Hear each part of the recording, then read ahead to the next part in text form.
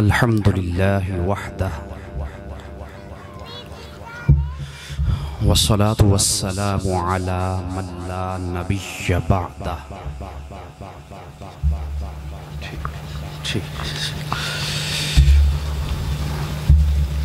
قال الله تعالى: الف لام میم ذلك الكتاب لا ريب فيه هدى للمتقين. قال النبي صلى الله عليه وآله وسلم: خيركم من تعلم القرآن وعلمه. صدق الله العظيم وصدق رسوله النبي الكريم. بلغ العلا بكماله كشف الدجى بجماله حسنت جميع خصاله صلوا عليه وآله. کر گلزار احمد صاحب آ جائیں. تمام حضرات درود شریف پڑھیں.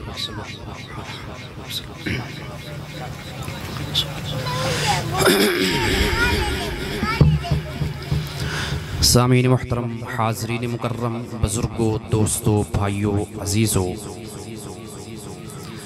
عظیم الشان برکتوں والی، رحمتوں والی یہ محفل جس میں میری حاضری اور آپ سب کی تشریف آوری ہوئی ہے، اللہ تعالی ہم سب کا آنا، اس میں بیٹھنا، اللہ رسول کے تذکرے سننا اپنی بارگاہ میں قبول فرمائے. قرآن کریم کی چند چھوٹی چھوٹی آیتیں پڑھی ہیں برکت کے لیے، اور آخری پیغمبر علیہ السلام کی ایک حدیث پڑھی ہے: خیرکم من تعلم القرآن وعلمہ. تم میں سے بہترین شخص وہ ہے جو خود قرآن پڑھتا بھی ہے اور دوسروں کو پڑھاتا بھی ہے. اللہ نے قرآن والوں کو ہمیشہ عظمتوں سے نوازا ہے، عزتوں سے نوازا ہے، مقام اور مرتبوں سے نوازا ہے. قرآن مجید سے جو بھی جڑ جاتا ہے، اس سے اپنا ناطہ اور رشتہ جوڑ لیتا ہے، اللہ تعالیٰ اسے دنیا میں بھی اعلیٰ مقام عطا فرماتا ہے اور آخرت میں بھی اعلیٰ مقام عطا فرمائے گا. روایات کی روشنی میں ہر ایک کے لیے جنت کے اندر درجے متعین ہیں. حافظ قرآن کے لیے حکم ہوگا کہ قرآن پڑھتا جا اور جنت کے درجوں پہ چڑھتا جا. یعنی جب تک تو قرآن پڑھتا رہے گا تیرے لیے جنت میں درجے بنتے رہیں گے. کتابوں میں پڑھ رہا تھا کہ ایک بزرگ گزرے ہیں، شعیب ابن حرب رحمہ اللہ. انہوں نے اللہ کے نبی صلی اللہ علیہ وآلہ وسلم کو خواب میں دیکھا، اور خواب کے اندر منظر کیا دیکھا ہے کہ اللہ کے نبی تشریف فرمائے ہیں اور ابو بکر و عمر بھی ساتھ ہیں.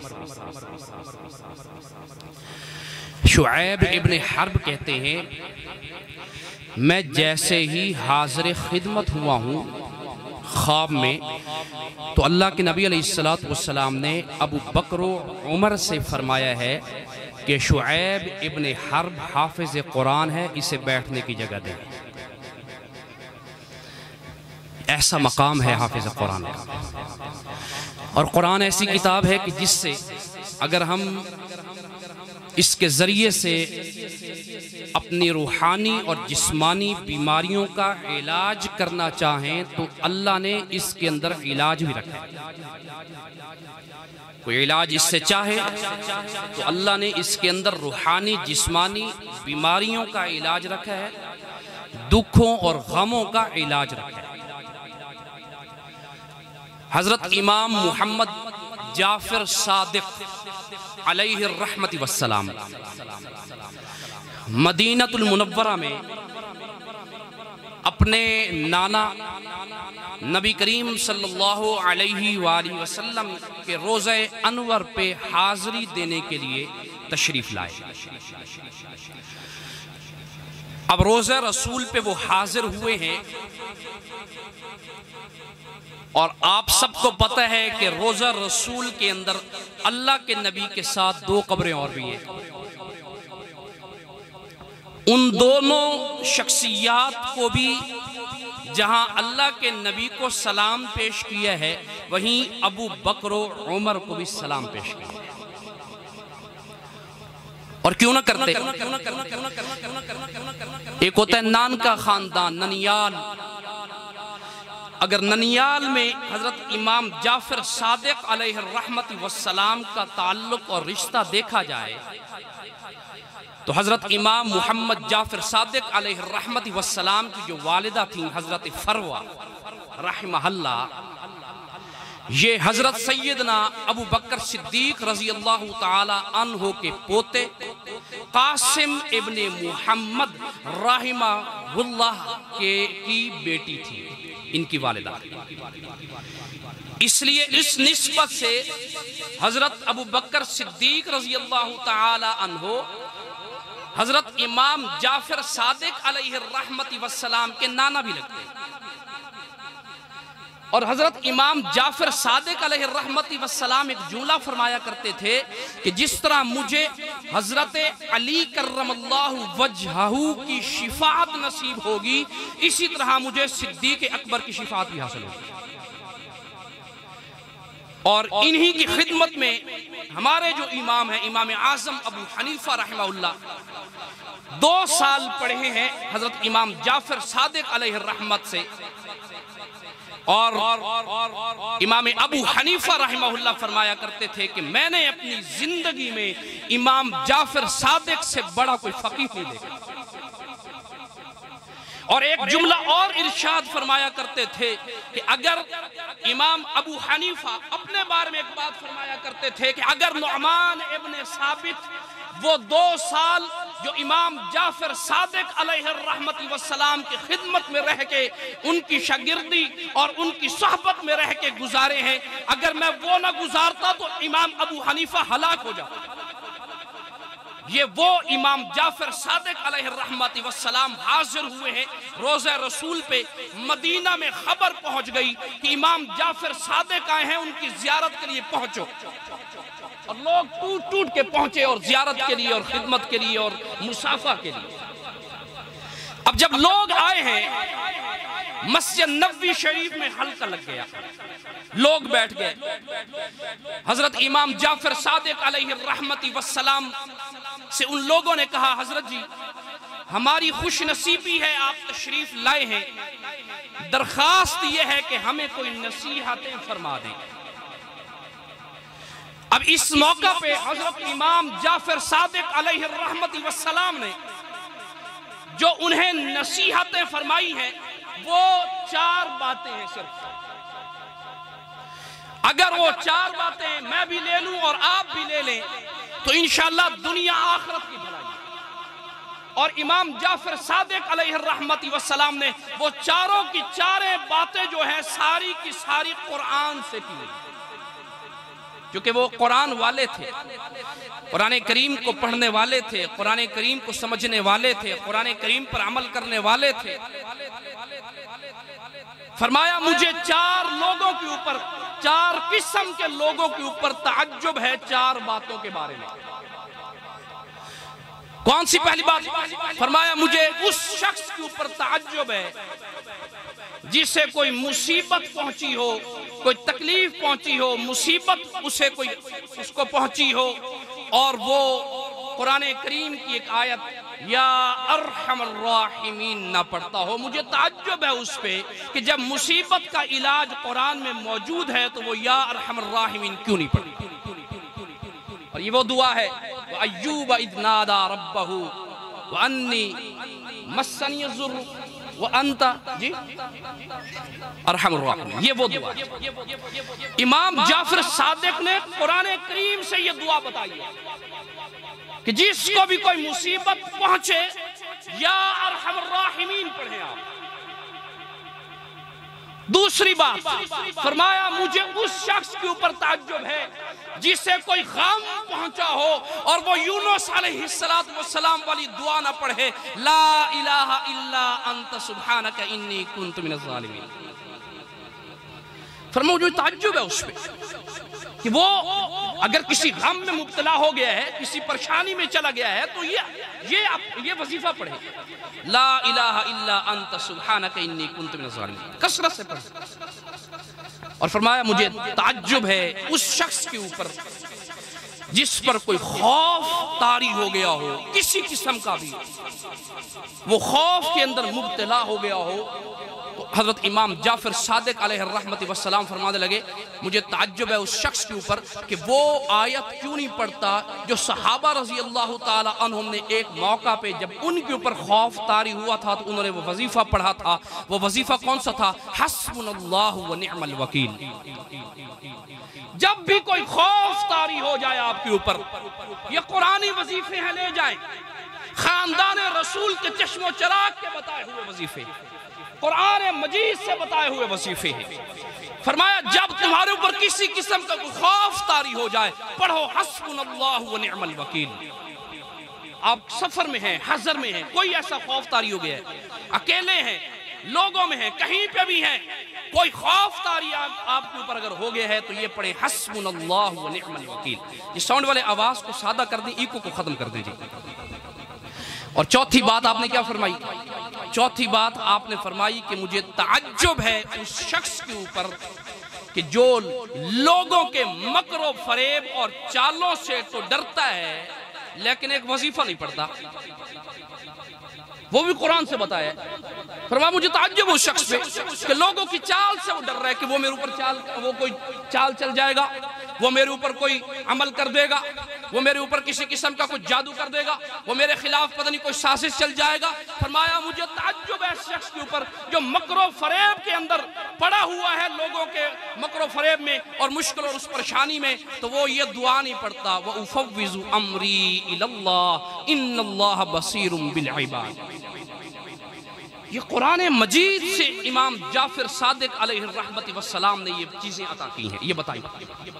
اتنا کچھ ہونے کے باوجود بھی خبر پتہ کرو ساؤنڈ والے کا، آواز سادہ کرے، کیونکہ بات بیان اور اصلاحی کرنی ہوتی ہے، تبلیغی بات کرنی ہوتی ہے، اصلاحی، یہ ساؤنڈ ہوتا ہے ان حضرات کے جو نعت خان حضرات ہوتے ہیں، ہم نے سادہ گفتگو کرنی ہوتی ہے۔ بس چوسف جب تسی موجود ہو تو پھر انہوں نے بلان کی ضرورت نہیں ہے، مہربانی جی، شکریہ جی۔ تو یہ وہ چیزیں ہیں جو ہمیں قرآن کریم سے ملی۔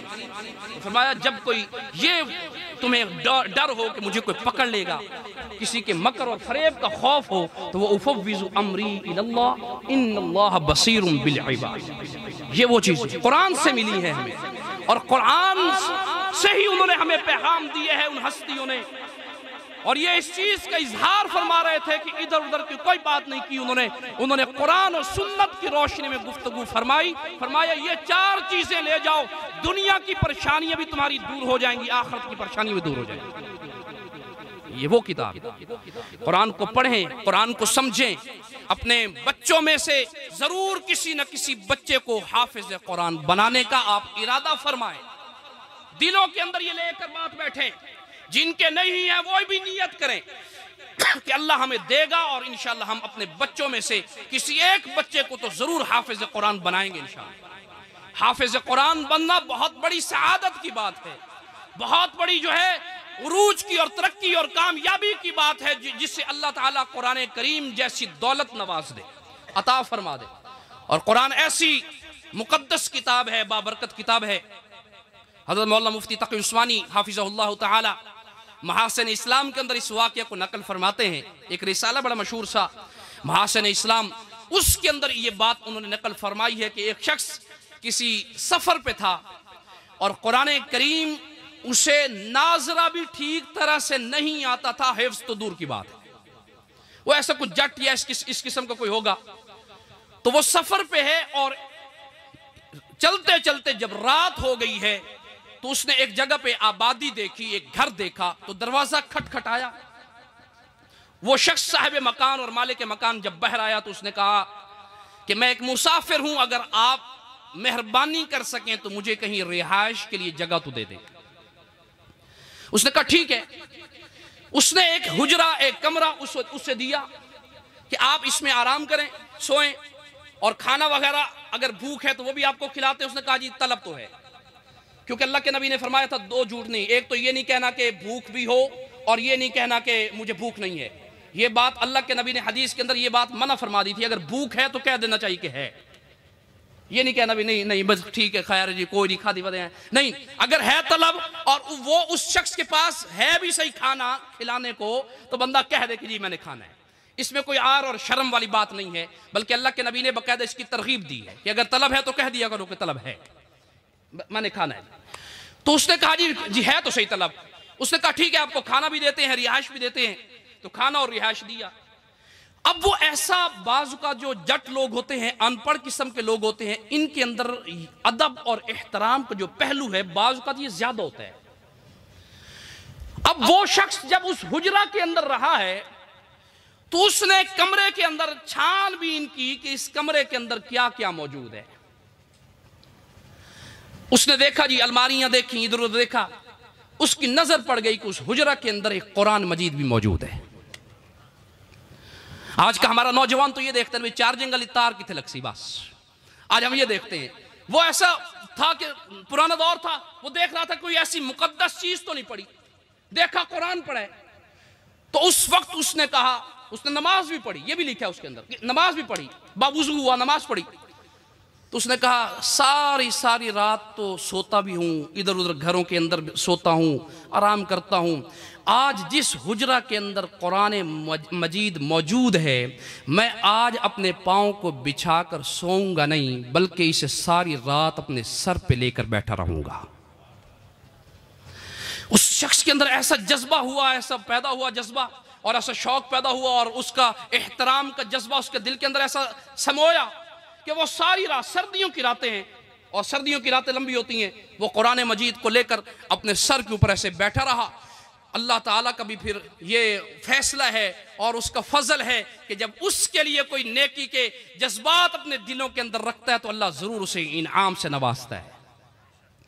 لکھا ہے کتابوں کے اندر کہ جیسے ہی فجر کی اذان ہوئی ہے، اس شخص نے جو ساری رات قرآن مجید کو اپنے سر کے اوپر لے کر بیٹھا رہا، اللہ نے اسے نقد انعام یہ عطا فرمایا کہ جسے پہلے دیکھ کر بھی صحیح طرح سے نہیں آتا تھا، سر قرآن کے احترام کی برکت کی وجہ سے اللہ نے الحمد سے لے کر والناس تک اسے حافظ قرآن بنا دیا۔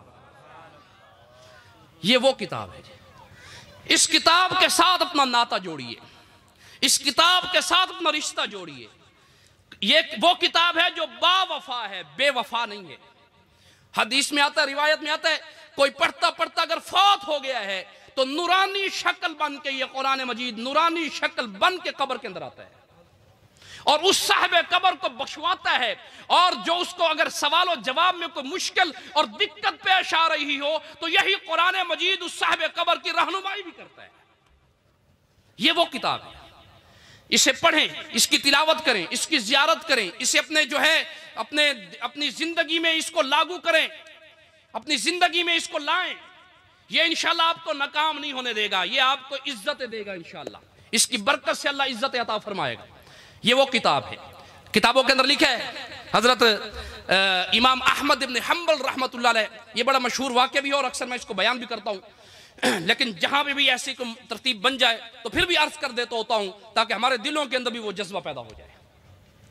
امام احمد ابن حنبل رحمۃ اللہ علیہ کے بارے میں لکھا ہے کتابوں کے اندر کہ ان کے گھر کے ساتھ جس شخص کا گھر تھا وہ پیشے کے اعتبار سے ایک لوہار تھا، سارا دن لوہا کوڑتا تھا، تو دنیا میں بھی یعنی اس کو پڑوس ملا۔ حضرت امام احمد ابن حنبل رحمہ اللہ کا جب انتقال ہوا، آپ کی وفات ہوئی، اور حضرت یزدانی بیان بھی کر رہے تھے کم و بیش 250 سال بعد امام احمد ابن حنبل کی جب قبر کھلی ہے تو دیکھنے والوں نے دیکھا ہے کہ کفن کے اوپر بھی مٹی نہیں تھی۔ اللہ نے ایسی حفاظت فرمائی قرآن کی برکت سے۔ یہ امام احمد ابن حنبل رحمۃ اللہ علیہ، ان کا وہ جو پڑوسی، جب وہ فوت ہوئے ہے بعد میں امام صاحب کے بعد فوت ہوا ہے تو کسی نے اس کو خواب کے اندر دیکھا تو وہ دیکھنے والا حیران اور پریشان ہو گیا کہ امام احمد ابن حنبل رحمۃ اللہ علیہ جنہوں نے اذیتیں برداشت کی ہیں، مشقتیں برداشت کی ہیں، دین کا کام کیا ہے، فقہ کا کام کیا ہے، مصلوں پہ راتیں گزاری ہیں، ان کا جنت کے اندر جو مقام ہے اس سے صرف نچلا درجہ اس پڑوسی لوہار کا ہے۔ اب خواب دیکھنے والا جو ہے وہ بڑا حیران ہوا. اس نے کہا یہ کیسے ہو سکتا ہے بھئی؟ چلیں امام احمد بن حنبل کا اتنا بڑا مقام، بلند مقام ہے، اس کی تو سمجھ آتی ہے، ایک ہی دن رلیا ودا ہے، اس کو یہ مقام کیسے مل گیا؟ تو خواب دیکھنے والے نے پوچھا بتاؤ بھئی تمہیں یہ مقام کیسے مل گیا؟ اور یہاں سے یہ بات بھی سمجھ میں آ رہی ہے المرء مع من احبہ، دنیا میں جس کے ساتھ محبت کرو گے، تعلق رکھو گے، جنت کے اندر اللہ اسی کا ساتھ نصیب فرما دے گا. تو یہ بہت بڑے شرف کی بات ہے کسی ولی کا ساتھ مل جائے.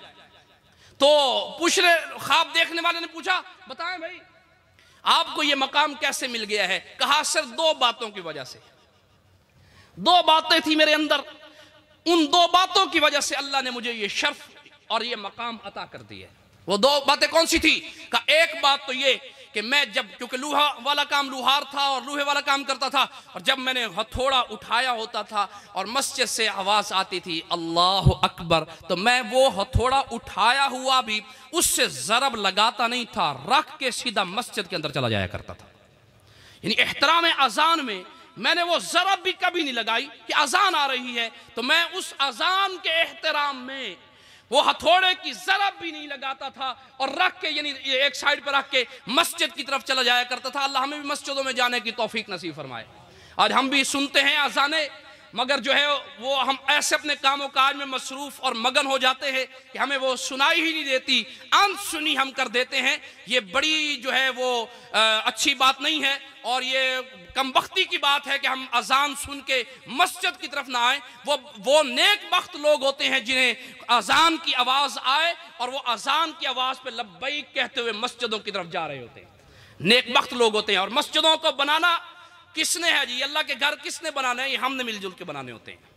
یہ ان کی تعمیر ہم نے کروانی ہوتی ہے. اور مسجد وہ گھر ہے کہ جس کی تعمیر کے لیے، جس کو بنانے کے لیے خود اللہ کے نبی علیہ السلام نے خود کام بھی کیا ہے اور خود چندہ طلب بھی فرمایا ہے کہ مسجدیں آباد ہوں. یہ وہ جگہیں ہیں جہاں پر جو ہے نور اللہ کا جو ہے وہ نازل ہوتا ہے اور اللہ رب العالمین کی عبادت کا مرکز ہے مسجدیں. تو یہ آپ حضرات جہاں پہ بھی مسجد کی تعمیر کا سلسلہ ہو وہاں پہ آپ دل کھول کے جو ہے اپنے تعاون کو، اپنی خدمات کو پیش کیا کریں. یہ مسجد جس مسجد کے ساتھ ہم بیٹھے ہیں المحمد مسجد ہے اور اللہ کے نبی علیہ السلام کے نام نامی کے ساتھ یہ منسوب مسجد ہے. اس کے ساتھ بھی آپ سب نے تعاون کرنا ہے. آخری بات کروں، 2 باتیں اس نے کہی تھیں. ایک بات یہ کہ میں ہتھوڑے کو رکھ دیتا تھا اور دوسری بات یہ تھی کہ میں جو ہے اللہ اکبر کبیرہ جب رات کو تھکا ہارا گھر کے اندر میں جاتا تھا تو امام احمد ابن حنبل کے گھر سے قرآن پڑھنے کی آواز آ رہی ہوتی تھی تو میں اس وقت کہتا تھا اللہ اکبر کہ باری تعالیٰ میں سارا دن لوہا کوٹتا ہوں، میرے پاس ٹائم نہیں ہوتا کہ میں قرآن پڑھوں. اگر میرے پاس بھی وقت ہوتا تو جس طرح امام احمد ابن حنبل ساری رات بیٹھ کے قرآن پڑھتے ہیں میں بھی ساری رات بیٹھ کے تیرا قرآن پڑھتا. اللہ نے ان 2 باتوں کی وجہ سے اسے امام احمد ابن حنبل کا پڑوس نصیب فرما دیا. دعا ہے رب العالمین سے کہ وحدہ لا شریک میری اس گفتگو کو اپنی بارگاہ میں قبول فرمائے اور ہم سب کو ان باتوں پہ عمل کرنے کی توفیق نصیب فرمائے. وآخر دعوانا ان الحمدللہ رب العالمین.